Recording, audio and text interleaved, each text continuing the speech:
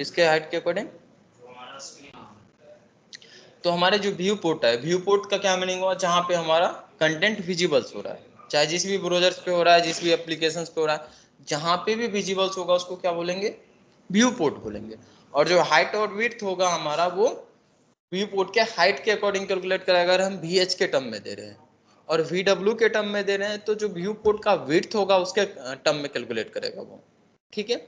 और जो Vmin और Vmax है, Vmin और Vmax में क्या होता है कि जब हमारा विड्थ और हाइट दोनों में से जो मिनिमम होगा, Vmin के केस में उसके अकॉर्डिंग कैलकुलेट करेगा। और Vmax के केस में क्या होगा? जो हमारा मैक्सिमम होगा हाइट और विड्थ में से, व्यू पोर्ट का हाइट और विड्थ, उसके अकॉर्डिंग वो कैलकुलेट करेगा, ठीक है। ये सब समझ आ गया? रिलेटिव यूनिट्स में ये क्लियर हो गया। तो एक आखिरी रिलेटिव यूनिट्स बचता है, इसके अलावा भी है बट वो सब थोड़ा सा कम यूज होता है, देखोगे तो समझ आ जाएगा। मेन ये सब था, किसको थोड़ा ज्यादा यूज करते हैं समझ। एक और आखिरी है CH। कौन सा? CH, characters. CH के टर्म में अगर हम देते हैं तो 1 CH बराबर होता है 1 जीरोज। कितने? 0। 0 के टर्म में ये कैलकुलेट करता है। मतलब अगर हम किसी का विड्थ दे दिए 1 CH, तो इसका मतलब हुआ कि 1 जीरो उसमें आ सकता है। 10 CH दे दिए तो मतलब उसमें 10 जीरो जितना स्पेस लेगा। जैसे 0 लिखोगे तुम तो कुछ स्पेस लेगा ना, तो 10 जीरो लिखने के बाद कितना स्पेस लेगा उतना बड़ा उसका विड्थ हो जाएगा। ये 0 के टर्म में कैलकुलेट करता है, ठीक है। तो चलो सपोज करते हैं हम इनपुट बॉक्स ले लेते हैं।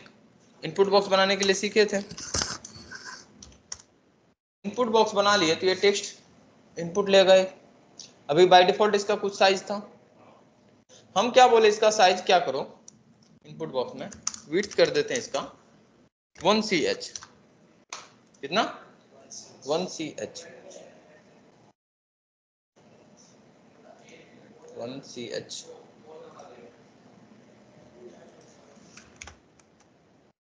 नहीं किया? विड्थ 1 CH, 10 CH दे दे तो।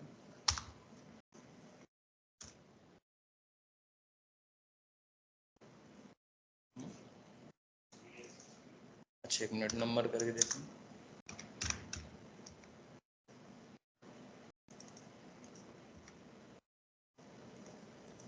CH zeros character current format काम तो अच्छा। मे भी यहाँ पे विड्थ जो हम लोग डायरेक्ट दे रहे हैं ना, ये तो HTML के थ्रू दे रहे हैं ना, एक बार CSS के थ्रू टारगेट करते हैं। तो या तो इनपुट्स यहाँ पे टारगेट कर लेंगे, यानी तो इनलाइन CSS लिख लेंगे। इनपुट बॉक्स को टारगेट कर लेते हैं और इसका विड्थ यहाँ पे दे देते हैं 10 CH। हाँ हो रहा है 1 CH। वो शायद HTML से दिए थे तो उसके अकॉर्डिंग नहीं हुआ था। अभी देखना, जब अभी तो बहुत छोटा लग रहा है 1 CH, ब्राउजर्स पे आके देखते हैं। अगर इसमें हम दे देते 1 जीरो लेने के तक का जगह होगा इसमें, ठीक है। 1 जीरो जितना स्पेस ले लेगा उतना जगह ले लेगा। थोड़ा सा बड़ा करके देखते हैं, जैसे 5 CH देते हैं, थोड़ा बड़ा होना चाहिए। अब इसमें क्या करते हैं, 1 2 3 4 5 तक लेने का स्पेस होगा। नंबर कर दिए थे इस वजह से वो इंक्रीमेंट डिक्रीमेंट आ जा रहा है। टेक्स्ट कर जरा लिखना इसमें 5 लिया, 5 लेने जितना विड्थ जो था 5 जीरो के बराबर ले लिया। 10 कर दोगे तो 10 जीरो, 1 कर दोगे तो 1 जीरो के बराबर आएगा। अब अगर इसमें नंबर दोगे तो सिर्फ 1 जीरो फुल कर पाएगा। तो जो विड्थ होता है वो किसके अकॉर्डिंग ये कैलकुलेट करेगा? CH character. और कैरेक्टर से क्या टर्म निकालोगे यहाँ पे? जो हमारा जीरो है उस जीरो के टर्म्स के अकॉर्डिंग कैरेक्टर्स कैलकुलेट करेगा। 1 जीरो जितना स्पेस ले सकता है उसके अकॉर्डिंग इसका विड्थ वो कैलकुलेट करेगा। CH कैरेक्टर्स ध्यान रहेगा। कभी कभी हम जीरो के टर्म में भी साइज देते हैं, वैसे बहुत कम इसको यूज करेंगे, मैक्सिमम वही ऊपर वाले यूज करेंगे। तो लेकिन जब भी कभी ये मिले तुम्हें या जरूरत पड़े तो देख सकते हो कि कैरेक्टर्स के अकॉर्डिंग ये कैलकुलेट करेगा। और कैरेक्टर में भी किसको ये स्पेशल मानेगा? जीरो। कितने जीरोज के अकॉर्डिंग वो कैलकुलेट करेगा। तो ये था हमारा CSS का यूनिट चैप्टर। तो यूनिट चैप्टर में हम पढ़े क्या कि 2 टाइप्स के यूनिट है CSS के अंदर में। एक है हमारा रिलेटिव यूनिट्स और दूसरा एब्सोल्यूट यूनिट्स। एब्सोल्यूट हमारा किसी पे डिपेंडेंट नहीं होता था, ऑटोमेटिक अपने आप समझता था कि इतना ही बड़ा रखना है। जबकि रिलेटिव यूनिट्स क्या होते थे? हमेशा दूसरे पे डिपेंडेंट। कौन कौन सी रिलेटिव यूनिट है, नाम बता दो।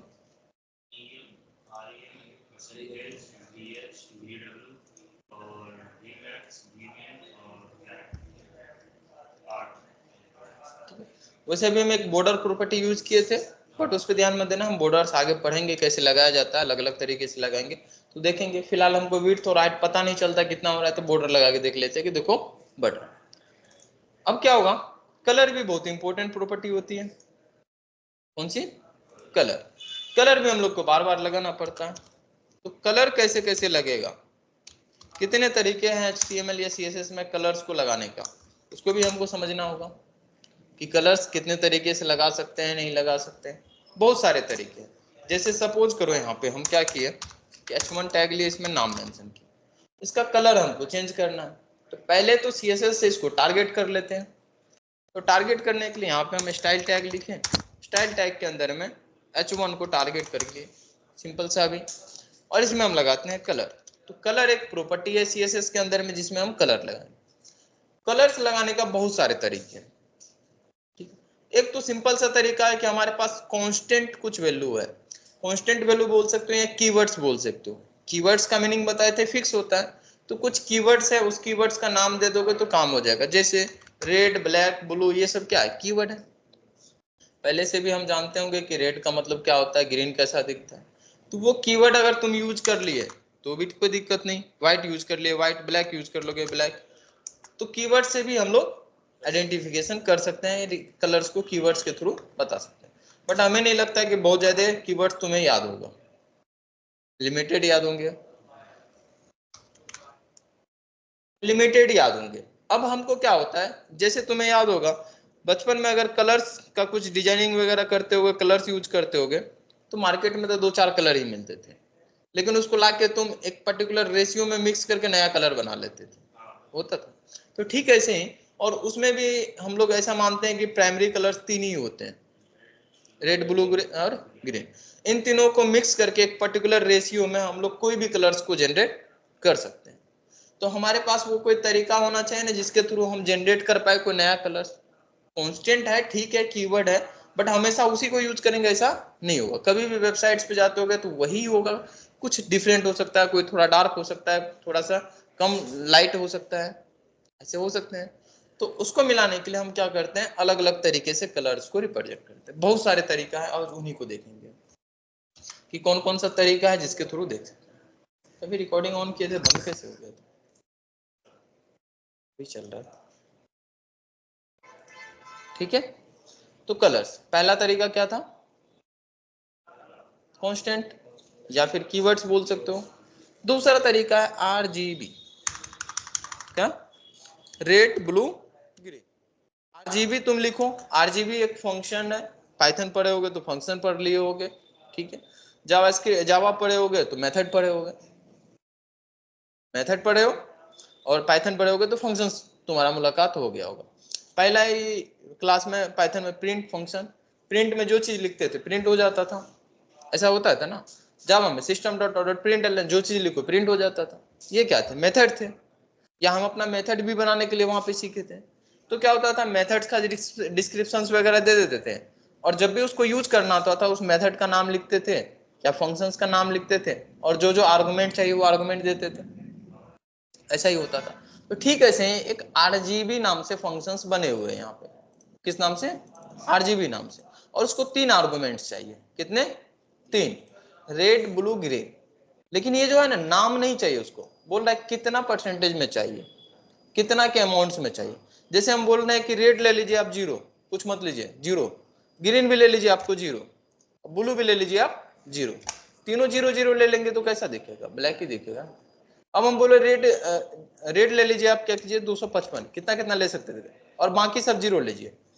तो वो कितना अमाउंट में लेना है, सिर्फ अभी रेड ही उठाए, दूसरा उठाए नहीं, तो मिक्स क्या होगा? रेड ही होगा। हम बोले नहीं नहीं नहीं, रेड भी उठाए और ग्रीन को भी उठाए, उन दोनों को मिला देंगे इतना पार्ट में तो वो बनेगा। बोले नहीं नहीं, हम रेड, ग्रीन और ब्लू को भी उठाइए। तो बोला ठीक है, तीनों को मिलाते हैं तो ऐसा दिखेगा।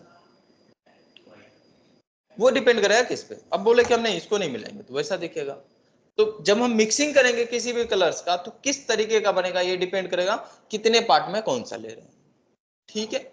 और ये वैल्यू कहां से कहां तक ले सकते हैं, तो 0 से 255 तक हम लोग लिया करते हैं। वैसे तुम्हें याद होगा ये रेंज 0 से 255 किसी का रेंज होता था बाइट का, बाइट का ही रेंज होता था ना। तो वो वैल्यू हम लोग कहाँ से कहाँ तक दे सकते हैं, 0 से लेके 255 तक, और ये बताएगा कि कौन से कितने पार्ट्स में लेना है।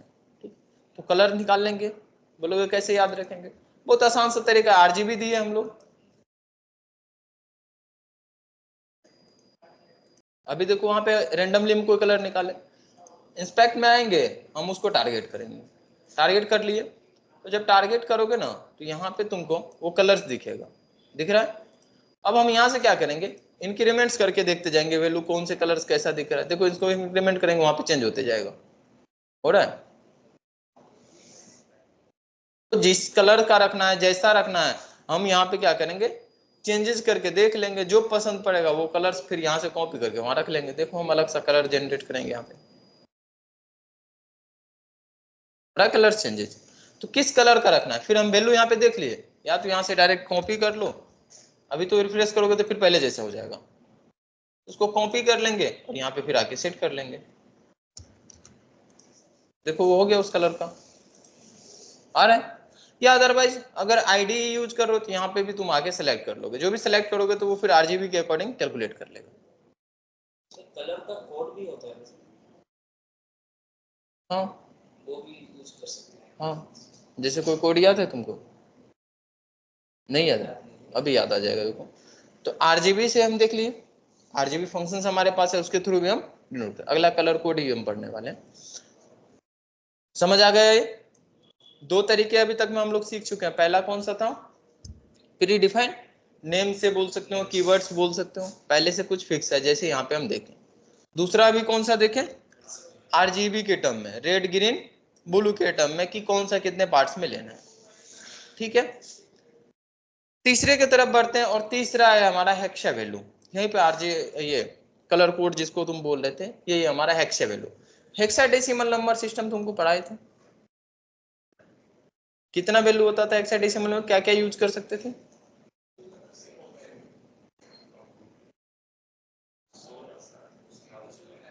1 से लेके 9 तक और ए से लेके जी तक, यही था ना। तो हेक्साडेसिमल वैल्यू में भी हम कलर्स को यहाँ पे रिप्रेजेंट कर सकते हैं। जब हेक्साडेसिमल वैल्यू में देखो ना तो हैश से डिनोट करते, किससे, हैश से। हैश से डिनोट करेंगे, उसमें भी वही आएगा कि पहला 2 डिजिट होगा रेड के लिए, अगला 2 होगा ग्रीन के लिए, उसके बाद अगला 2 होगा ब्लू के लिए, कि रेड कितना लेना है, ग्रीन कितना लेना है, ब्लू। फिर वही बात आएगा इन तीनों को, क्योंकि इन्हीं तीनों को मिक्स करके तो हम कोई कलर बनाते थे, प्राइमरी कलर हमारा यही था। तो अभी इससे तो हम देख ही लिए, एक तो कांस्टेंट था ही हमारे पास। हम देखते हैं अब कि जब हम हैश के साथ देंगे तो कैसे होगा। तो पहले तो प्रॉपर्टी को टारगेट करते हैं और लिखेंगे हैश। अब यहाँ पे हम बताते हैं कि रेड आप ले लीजिए 25, ग्रीन ले लीजिए आप 30, और ब्लू ले लीजिए आप सपोज करो 90। तो उसके अकॉर्डिंग जो कलर बना वो, ठीक है। या सपोज करना जब 200 255 55 देते थे तो क्या होता था, व्हाइट हो जाता था। तो ठीक है, ऐसे ही हम क्या करते हैं, इसका कलर दिए कलर, और हम बोले हैं कि सबको पूरा पूरा ले लो। एफ याद है सबसे बड़ा हो जाता था, एफ जी सबसे लास्ट में पहुंच जाते थे। 15 15 15 मतलब सबसे बड़ा वैल्यू हो गया। तो हेक्साडेसिमल फॉर्म में दिए तो 15 15, या इसको अगर हम 0 0 0 कर दे तो सब 0, कोई नहीं लेना है तो ब्लैक। तो वो कलर्स कोड जो आरजीबी में हम देते थे, सेम तरीके से हम हेक्सा फॉर्म में भी दे सकते हैं। ठीक, और हेक्सा फॉर्म में देने का क्या तरीका होगा, हैश। ये तो पहला तरीका। दूसरा तरीका एक और होता है कि अगर हेक्सा फॉर्म में देना है ना, तो फर्स्ट 2 डिजिट लेते थे, रेड के लिए 2, ब्लू के लिए 2, ग्रीन के लिए, इस तरीके से। तो टोटल 6 होते थे। बोला कि आप एक काम कर सकते हैं, आप एक एक डिजिट्स भी दे सकते हो, तो 3 में भी काम चल जाएगा। तो हैश लिखेंगे और 3 बार एफ भी लिख देंगे, तो अभी भी वही वैल्यू। तो पहला लिया रेड ग्रीन ब्लू, ठीक है। तो अब अगर हम 2 2 दे देंगे तो थोड़ा सा कम डार्क होगा, यही ना, समझ आ रहा है। तो वही यहाँ भी बताएं कि पहला होता है कि 6 के साथ हम चले, या फिर 3 डिजिट हेक्सा के साथ भी काम करेंगे, ये भी आरजीबी ही होता है। समझ आया ये, आगे बढ़ते हैं। उसके बाद होता है एचएसएल के फॉर्म में। अब एचएसएल के फॉर्म में कैसे देंगे, वो तो समझ आ गया। दोनों कौन सा कीवर्ड से डायरेक्ट होता है, दूसरा होता है आरजीबी, आरजीबी, आरजीबी, उसके बाद तीसरा होता है हेक्सा के फॉर्म में, और हेक्सा में भी दो तरीके से दे सकते हैं। अब जो ये है HSL, इसमें क्या होता है, अगर तुम लोग थोड़ा सा एडिटिंग वगैरह किए होगे फोटो, तो उसमें ये सब करते हुए ह्यूज, सेचुरेशन, लाइटनेस, लाइट कितना बढ़ा के रखना नहीं रखना, वही चीज यहाँ पे भी होता है। ठीक है, इसमें भी 3 वैल्यू पास करेंगे। HSL हमारा फंक्शन है, जैसे RGB फंक्शन था, इसमें ह्यूज पास कर देंगे, सेचुरेशन पास कर देंगे, लाइटनेस पास कर देंगे। ठीक है, अब जो ये होगा पहला, इसमें हम पास करते हैं डिग्री के फॉर्म में। टोटल 0 से लेके कहां तक जाएंगे, 360। 0 हमारा हो गया रेड, 120 हो गया ग्रीन, और 240 हो गया ब्लू। अब 0 से जितना ज्यादा बढ़ते जाएंगे, समझ जाना कि उतना हमारा रेड का बढ़ते जा रहा है। जैसे 120 पे जाएंगे तो वो कौन सा हो जाएगा, ग्रीन। उसके बाद होगा सेचुरेशन, ये परसेंटेज में होगा। 0 मतलब होगा कि पूरा ग्रे है, 100% मतलब फुल कलर में आ जाएगा। ये 100% रखेंगे तो पूरा दिखेगा, अदरवाइज कम दिखेगा। ठीक है, लाइटनेस में क्या होगा, ये भी परसेंटेज में देंगे, 0 से लेकर 100% तक। तो जब 0 से लेकर 100% में देंगे तो पूरी तरह से व्हाइट, लाइट मतलब व्हाइट हो जाएगा। जैसे यहाँ पे हम लिखे कि लाइटनेस 50% रख लो, कि ना तो पूरा गायब हो जाओ ना ही दिखाओ, तो नॉर्मल रहेगा। और हम बोले क्या कि जो ये सिचुएशन है, इसको क्या कीजिए 100%, मतलब जो कलर्स था पूरा दिखा दीजिए। तो अगर यहाँ पे 0 देंगे तो रेड, तो इसके थ्रू देखो, इसको अब कमेंट करो। से हम कलर को टारगेट करते हैं और बोलते हैं कि HSL के फॉर्म में दीजिए। किसके फॉर्म में, HSL। ह्यूज में हम लिखे 0 तो रेड हुआ, और इसको हम बोले कि सेचुरेशन 100% ले लीजिए। और लाइटनेस में अगर हम 50% करेंगे तो इससे कोई फर्क नहीं पड़ेगा, रेड दिखने लगा। इसको 120 पे लेके जाएंगे तो 120 पे क्या दिख रहा था, ग्रीन। अगर 240 पे लेके जाए तो दिख रहा है। उसके अकॉर्डिंग अब हम इसको जैसे रखना चाहें वैसे रख सकते हैं, कैलकुलेट करते हैं। जैसे इसको भी 50% करोगे तो थोड़ा सा चेंज हो जाएगा, हो गया चेंज, थोड़ा सा डार्कनेस में आ गया। इसको अगर हम 0% कर देंगे तो वैसा हो जाएगा, 100% कर देंगे तो व्हाइट हो गया था पूरा। अरे समझ, तो कैसे इसको कैलकुलेट करेंगे, आ रहा है ना।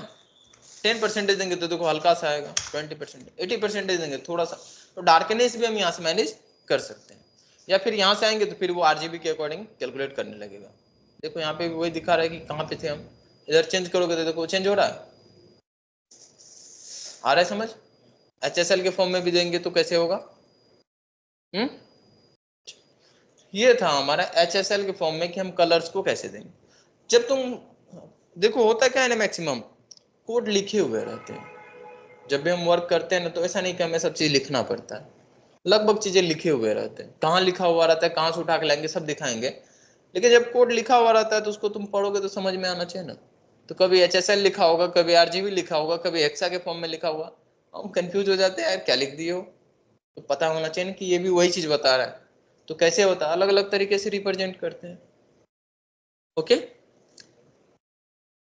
समझ आया कलर्स, तो कलर्स को हम कैसे कैसे रिप्रेजेंट कर सकते हैं, कितने तरीके थे बताते जो सब, सबका बताते जो, RGB और कलर कोड, जिसको तुम लोग हेक्सा के फॉर्म में बात कर रहे थे, हेक्सा फॉर्म में कैसे देंगे, देन उसके बाद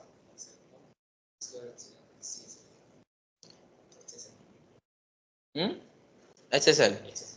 ओके, सारे समझ आ गए, कोई दिक्कत किसी में, कलर्स रिप्रेजेंट कर लोगे। ठीक है, जैसे अभी हम लोग कलर्स दे रहे थे, इसी तरह से बैकग्राउंड कलर भी होता है। ओके, तो जैसे अभी हम H1 का बैकग्राउंड कलर चेंज करना चाहे तो बैकग्राउंड दे देंगे, और बैकग्राउंड में फिर वही कलर्स दे देंगे या कलर कोड में दे देंगे। ठीक है, तो किसी भी तरीके से देंगे तो उसका कलर बैकग्राउंड कलर हो जाएगा। जैसे कलर्स इसका व्हाइट कर देते हैं,